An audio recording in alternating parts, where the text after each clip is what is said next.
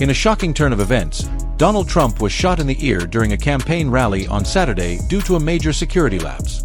This attack is poised to reshape the presidential race and heighten fears of political violence. Just after the shooting, Trump's security team quickly covered him. He re-emerged, his face streaked with blood, and defiantly pumped his fist, mouthing, "Fight, fight, fight." According to the Trump campaign, he is doing well.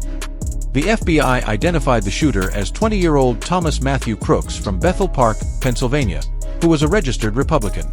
Crooks was killed in the incident, which also resulted in one attendee's death and injuries to 2 others. The motive for the attack is still unknown. The rally had just begun when shots rang out.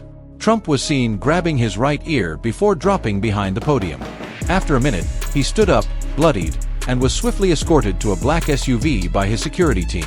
Trump later shared on his Truth Social platform that the bullet pierced the upper part of his right ear, causing significant bleeding. He was transported to his golf resort in Bedminster, New Jersey, under heavy protection. The shooting happened just 4 months before the November 5th election, where Trump faces Democratic President Joe Biden in a tight race. The incident raises serious questions about the Secret Service's security measures, especially since it was the first shooting of a presidential candidate since the 1981 attempt on Ronald Reagan. Political leaders from both parties condemned the violence, with Biden urging national unity against such acts. Witnesses reported hearing multiple shots, and one supporter described the immediate chaos as the Secret Service moved to protect Trump. The BBC also reported a man armed with a rifle was spotted near the event. The shots reportedly came from outside the secured area, and the FBI has taken the lead in the investigation. The Oversight Committee has summoned U.S. Secret Service Director Kimberly Cheadle to testify on the security lapse. The attack has intensified fears of political violence, reflecting the nation's deep political divide. Prominent political figures, including Republican House Speaker Mike Johnson and Democratic Senate Majority Leader Chuck Schumer, condemned the act and emphasized the need to prevent political violence.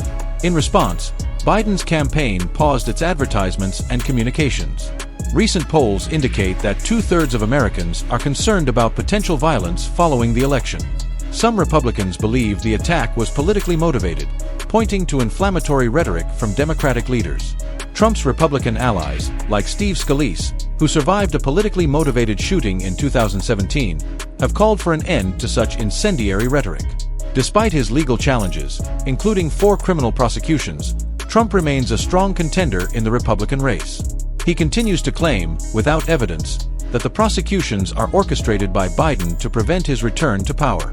This attack underscores the volatile political climate and the urgent need for heightened security and national unity against political violence.